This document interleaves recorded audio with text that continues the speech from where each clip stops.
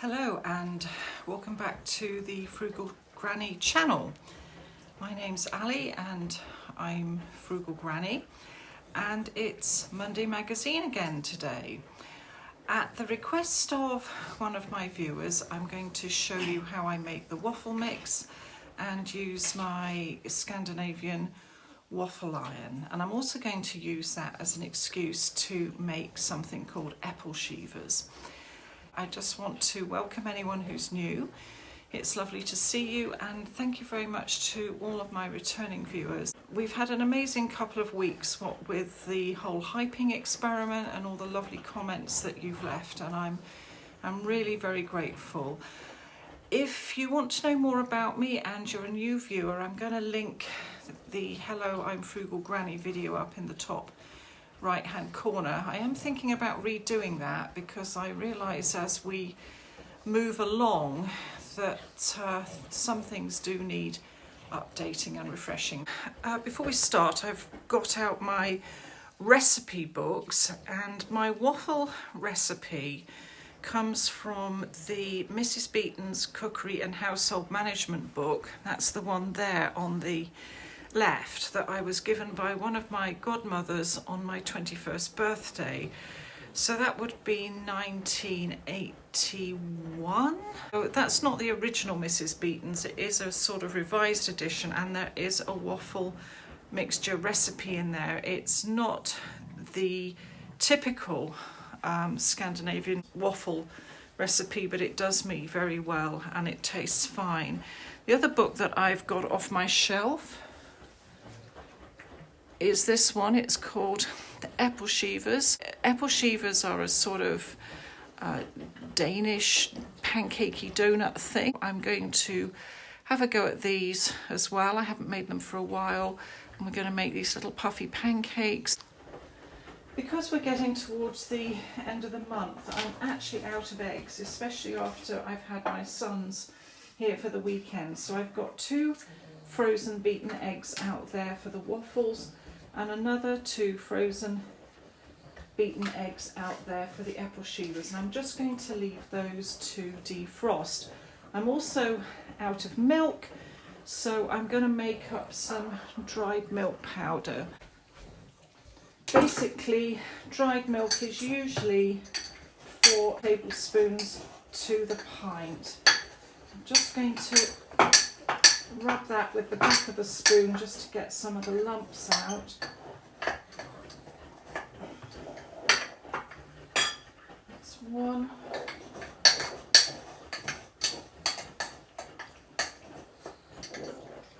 2.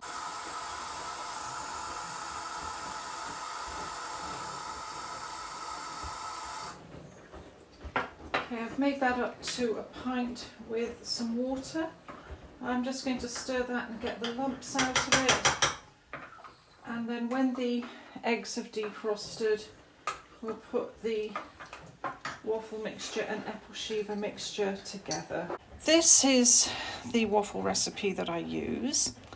It says it makes 8 waffles, and that's about right. You can see that in red print I've multiplied that by 4.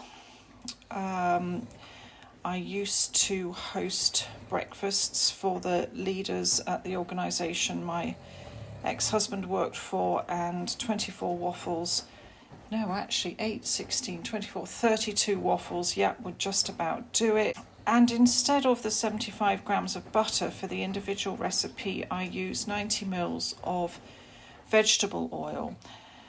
Those of you who are more familiar with baking might actually notice that this is very similar to a muffin mix, and a muffin mix is a batter based cake, and waffles again are a batter, so waffles and muffins are quite related, and again Ebleskivers are related to them. A little tip here for those who might want to make waffles in bulk: if you have got a plastic milk carton that you've used the milk from, because look, you will need 1.5 litres of milk for that many waffles. Once you've made up the waffle mixture, if you haven't got a bowl big enough to keep it in, you can actually pour the batter back into empty milk cartons. Screw the lid on and keep it in the fridge until you need it, either the next morning or later on in the day. And then just pour it out as you need it, giving it a good shake first. Hello again. Quick change artist here. You can see I'm wearing something completely different, but life sort of happened between the last take and this one, and so I'm now doing a very, very rapid filming of myself making waffles, and I hope we've got time to make apple shivers, but I really am up against the clock now today. So I'm just going to put the waffle mixture together and then we'll heat up the waffle iron and cook them off and see what you think. Right, you'd think I'd know this recipe off by heart. I've made enough waffles. My family does tend to have them every Saturday morning, or we did when we were all living at home. So I'm just going to refer to the recipe quickly. So first of all, this is my waffle making jug. I always make my waffle mixture in here. 250 grams of self-raising flour. For those of you who live in countries that don't have self-raising flour, just look up how much extra baking powder you need to add to turn all-purpose flour into self-raising flour. Right, I now also need to add the 2 eggs. These are my defrosted eggs. I don't honestly think you want to look at them. It's not a pretty picture, but they work just as well as normal eggs. And 375 mils of milk. This is the powdered milk. I've kept it in the fridge since I made it up. So that was 250 and I need another 125. There we go.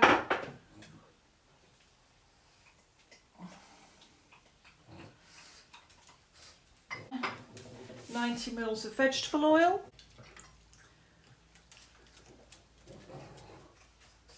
Whoops, that's run out. Let me just get some more from my supply bottle.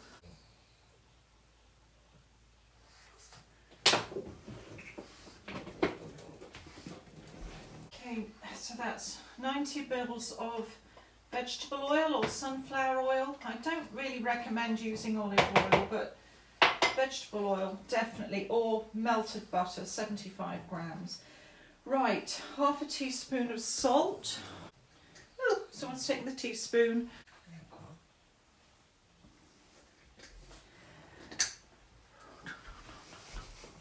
And 1 teaspoon or 5 mils of baking powder. Right, there we go. Put that back in the cupboard. I'm now going to mix this up. You can do it with an electric beater, but I tend to use this.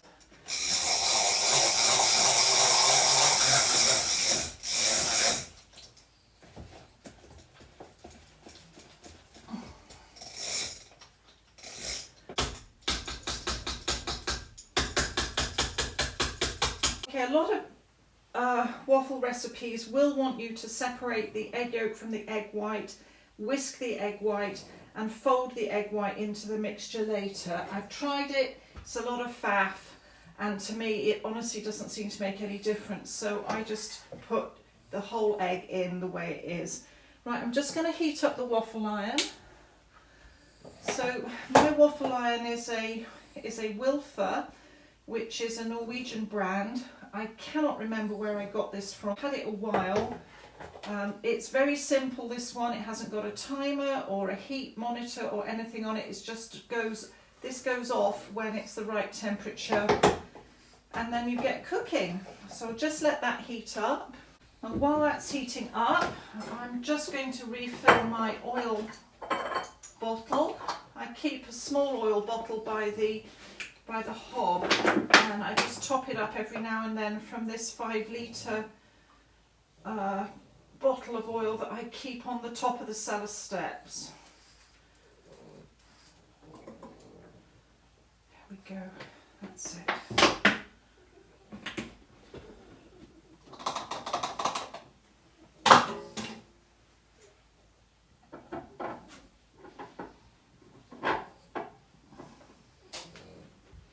Light has now gone off on the waffle maker. Just be very careful because it will be hot. You can see it steaming now. Over the years I have learned that 1 ladle full is enough for 1 round of waffles.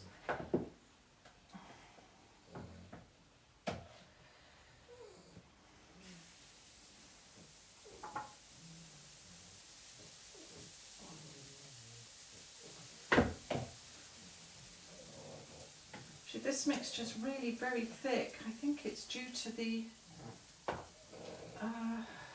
dried milk that I've used.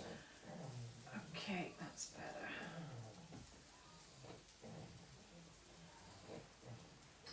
Also over the years I've learnt to just wait until the bubbles start to rise on the top. You can see one there. And once it starts to do that, I'll just lower the lid very carefully. Waffle making can be very, very messy, and I have learnt that that's just about the right amount of mixture to stop it coming out of the edges. So then we just sit and wait, basically.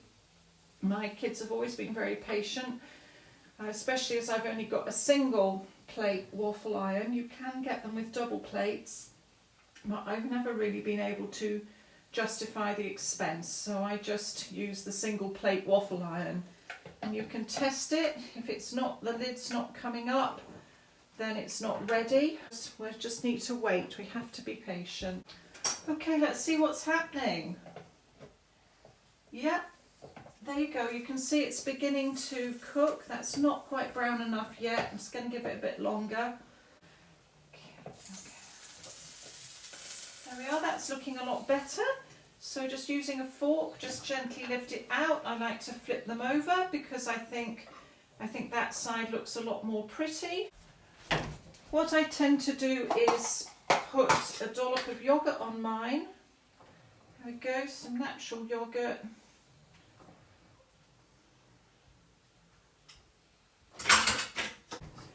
And this is as good as it gets in the UK, really. There's some IKEA lingonberry jam. Lingonberries are like a sort of Arctic cranberry, and I just like to put a dollop of lingonberry jam on there, and then I'm good to go. Just cut in with a fork, and yeah, that's what I like. Waffles for breakfast. Not bad. Not bad at all. Traditionally in Norway they slice brown goat's cheese onto waffles. Now I was going to do that for you, but it meant a trip to Waitrose, and to be honest with you, it's the end of the month. I'm running out of money. Actually, I have run out of money, and buying goat's cheese is really not on the agenda. So I'm just going to stick with telling you about it and eating it the way I usually eat it, which is with yoghurt and lingonberry jam. Sometimes I'll make some stewed fruit. In summer maybe I'll put sliced figs on it, which some of my Norwegian friends think is a complete travesty, but it is terribly nice. Right, let's just do one more, and then we'll have a go at Ebleskivers, which I've not done for a bit, so that should be quite amusing. Okay, come on, Bubbles. Okay, let's just risk it. There we go. The dogs are circling. They love waffles. This second waffle will be for the dogs. I'll cut it up into bits for them. I've got Bella standing at my feet waiting.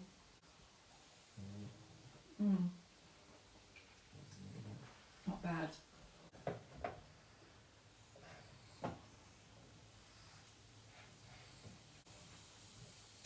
I first had Norwegian waffles, funnily enough, in Africa as a child. There was a Norwegian family who lived up the road from us on the school campus where my dad taught.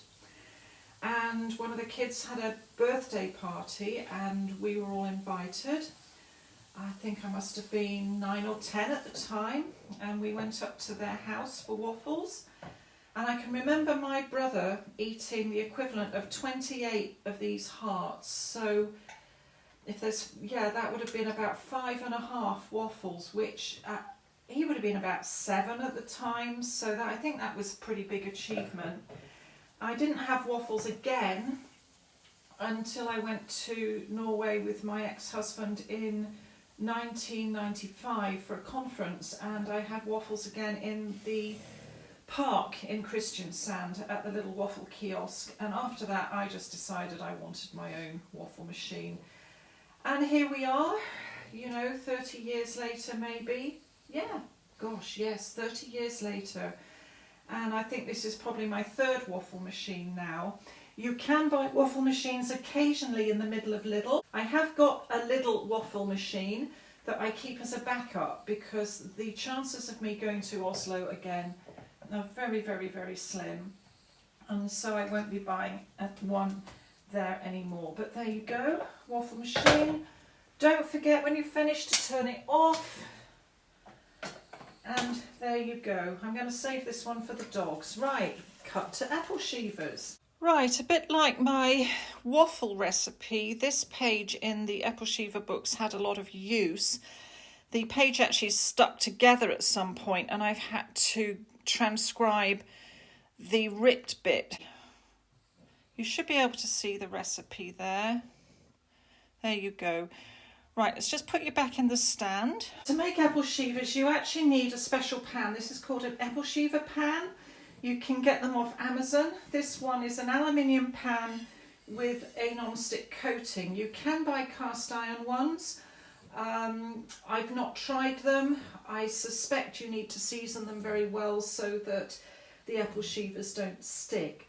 But I got this one from Williams Sonoma Cookware in the United States and had it imported, and the duty was horrendous. I will never buy from the States again because the import duty just doesn't make it worth it. But you may be able to get one these days on Amazon. I think this one is from Nordic Ware. Yeah, it's a Nordic Ware Ebleskivers pan, which is an American brand. Okay, haven't done this for a while, so I'm going to read as we go. Right, mix together the flour, the sugar and the baking powder. Right, so that's 1 cup of all-purpose flour. This is an American book, obviously, which is 155 grams of plain flour. 1.5 teaspoons, that's the smaller one, teaspoon of sugar. So that's 1.5, so these are definitely sweet. It says 1/4 teaspoonful of salt, which is basically a pinch. So I'm just going to put a pinch of salt in there. 1/2 teaspoon of baking powder. Now this is again very much like a muffin mix, so it's calling to mix the dry ingredients. So I'm just going to stir together the flour, the sugar, the salt and the baking powder. I now have to do the wet ingredients, which are 2 eggs. These are my frozen eggs. Again, I'm not going to show you because frozen eggs, when they're thawed, do not look very pleasant, but they work just fine. And here is 1 cup or 8 fluid ounces, 250 mils of the powdered milk. That's gone in. 2 tablespoons full of butter. Now a tablespoon is 15 mils, so I'm actually going to not use 2 tablespoons of butter. I'm going to use 2 tablespoons of vegetable oil, which is 60 mils. Right, that's 1 tablespoon. 2 tablespoons. Done. I'm not following the recipe at all, because I should have separated the eggs, beaten the egg white and then folded it in later. But because I'm using the frozen eggs, I can't actually do that. So I'm cheating a little bit. But as I've said with the waffles, I've found over the years that ultimately it doesn't really make terribly much difference. Well, not in my books anyway. And then, just like muffins, wet goes into dry.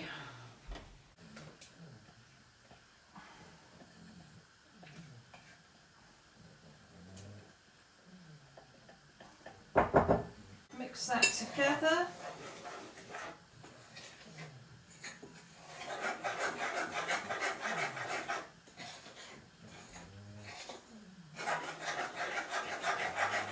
let's move to the cooker and we'll see if we can cook these off. As I said, I've not done it for a while, but I thought this might be a quite fun thing to do. Right, I've got the pan over heat.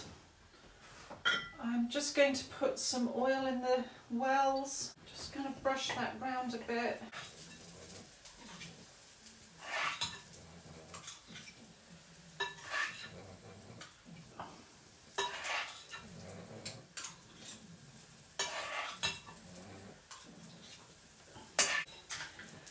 You're supposed to use a cocktail stick or a wooden skewer for this so you don't scratch the non-stick coating.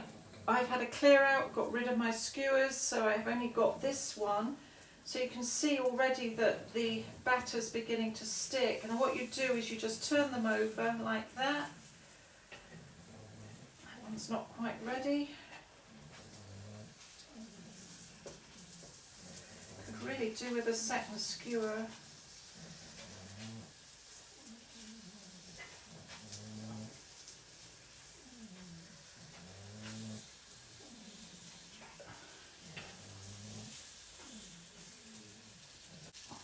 Cook them until you know that they're cooked through. There's nothing worse than an apple shiver with a soggy middle. There really isn't.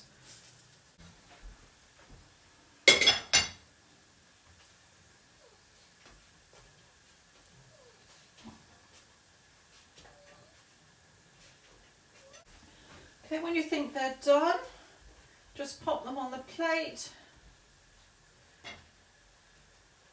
and serve them with some icing sugar or some syrup, and then go on to the next one. Right, more oil. I'm afraid these are a little bit oil hungry. And this time we don't put the whole dollop in, just put half a spoonful in. You've got to be pretty quick for this. Just put half a spoonful in.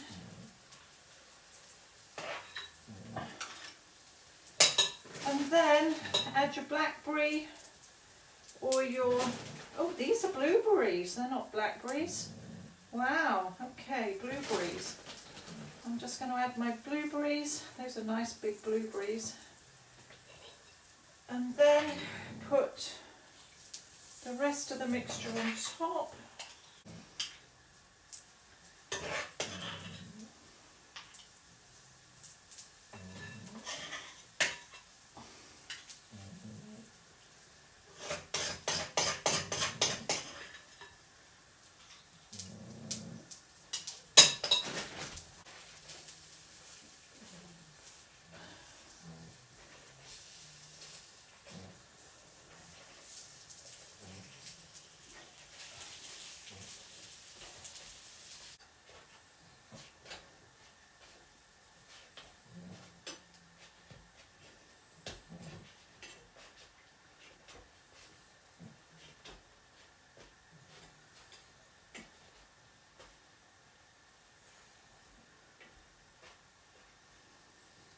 Let's just pop those into the bowl.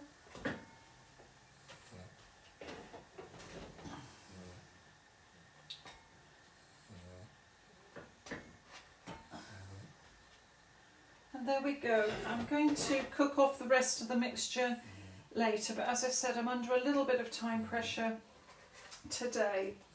Right, so again, sprinkling of icing sugar, maybe a little bit of blueberry compote, and you've got a very interesting little breakfast. My kids used to like these as a treat, especially in the autumn and running up to winter.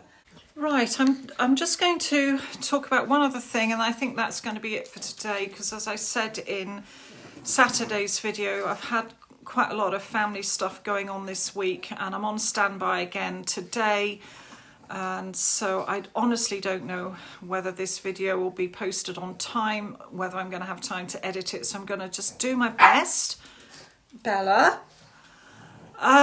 Right, let me just clear the side and then we'll just talk about the other thing that I wanted to show you. Right, the other thing that I have been up to this week was a little bit spontaneous, and I hope I'm not going to live to regret it, because this could end up being an overspend.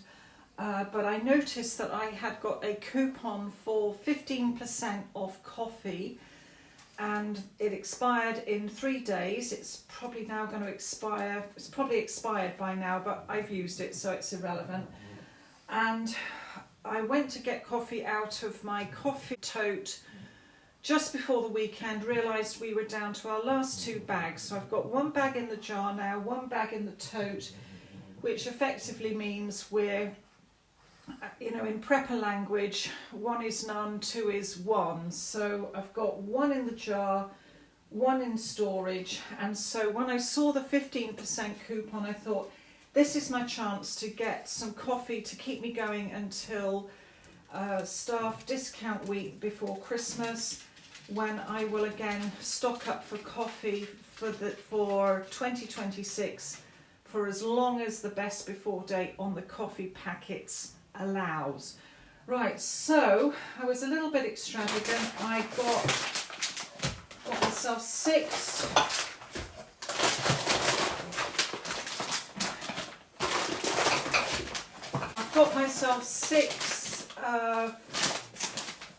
six 454 gram bags of the Italian inspired coffee, which is the one that we drink. It's quite strong. That goes into my mocha machine. We probably put the mocha on twice a day. So I use 2 of these a month, and I've got 2 left. So let's just say October, November, December, and the 2 that are left, well, what with visitors over Christmas. This is probably going to last me, fingers crossed, until the new year. And the date on these is August 26th. So, we're good to go with those. That's absolutely fine. And I bought myself 4 of the 200 gram classic coffees. This is the instant coffee that I like. I know it's not to everyone's liking. It's not bottom of the range. It's sort of mid-range coffee, and it tastes just fine to me, and that's fine. Now, I'm the only one in the house that drinks this, so this may seem like a lot of coffee, but the date on this is July 2008, so I've got almost 3 years on this coffee. So even if I only drink 1 of these a year, it's going to be fine. So this is going to last a long time, and like everything else, the price of coffee is only going to go up, so I'm happy to have done that. Now let's just look at the price and whether I was a bit of an idiot or not to have done this. There's the receipt. So the jars of coffee, they were £2.50 each, which came to £10. The bags of coffee were £6.60 each, which is really making my eyes water, because I'm sure that the last time I bought them they were £5.50 each, because I do remember when when I was getting half of those, a half-size coffee bag in Aldi for about £1.69, which would have made, I'll call it £1.70, so that would have made a double bag like that, £3.40. Yeah, so these have almost doubled in price. I know this coffee is more expensive than the Aldi coffee, but my colleague discount does offset things a little bit. Okay, so the total spend there was $49.60. My overall savings were $11.65, and the coupons saved me $7.44. So effectively, that coupon got me the 3 of the 4 jars of coffee for free, which I'm not going to argue with. So the coupons and vouchers got me $7.44 of discount. My colleague discount at 10% got me another $4.21. So that $11.65 of discount effectively got me the instant coffee for free. So I'm really happy with that. That's me done for coffee until into the new year now. I really am very aware that I've probably got to stop doing this to some extent, because I think in September buying in bulk like this has drained my grocery allowance considerably, and there was me saying when I'd got that chicken and the mince, I'm not going to need anything else until Christmas, and then I fall for the coffee bargain. But it is a bargain, and There's a bargain on with the type of dog food that Bella came with at the moment, and I've sat and done the maths on that and thought, you know, I cannot actually allow myself to be seduced into that bargain at this point in time. I'm going to wait for that until supermarket payday on the 10th of October, because my staff discount for payday weekend goes up to 15%, and that dog food at the moment is on 4 for 3, and it could end up saving me £40, but at the same time I'm going to have to spend a considerable amount of money to save that £40, even if the dog food is going to last me 6 months. Or I could even go for half the amount, it saved me £20 and lasts for 3 months. I maybe even ought to wean Bella onto a cheaper sort of dog food, full stop. I'm still thinking about it.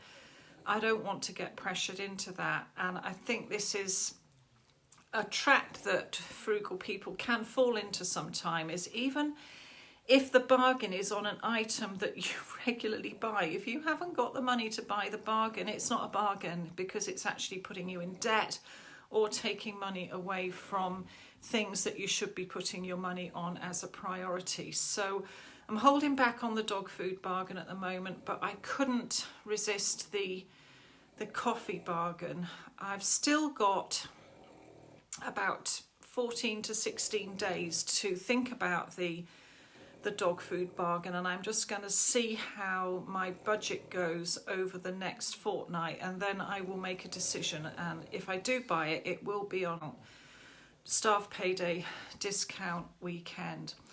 So anyway, I think that's it from me for today. I hope you enjoy Monday Magazine this week. Next week I'm going to try and make cinnamon buns for you. It's a Swedish National Cinnamon Bun Day on October the 4th, which is later this week, which means I am actually going to miss that deadline, but we can still make cinnamon buns next Monday. There's no rule that says you can't eat cinnamon buns all winter long. Okay, so I'm going to cut now to the Kitty and Bella fix. They're snoring in their beds. It's a lovely sunny day, so I'm hoping I can get this edited quite quickly so that we can go to the park. And also I've got to get 4 loads of laundry hung on the washing line. All right, well, thank you so much for watching, and I'm hoping things will calm down this week. I'm actually off work at the supermarket this week, so I'm hoping to do tons and tons of things if I can get this standby that I'm waiting for over and done with by the end of tomorrow, possibly Wednesday morning at the latest. We'll see. But anyway, thank you for bearing with me, and I'll talk to you again on Thursday for coffee and catch up. It's month end, so yeah, I can't think right now, but there'll be things to talk about. Yeah, the monthly allowance to budget, and we'll see how things go. Okay, and thank you for watching, and I'll talk to you on Thursday. Bye now.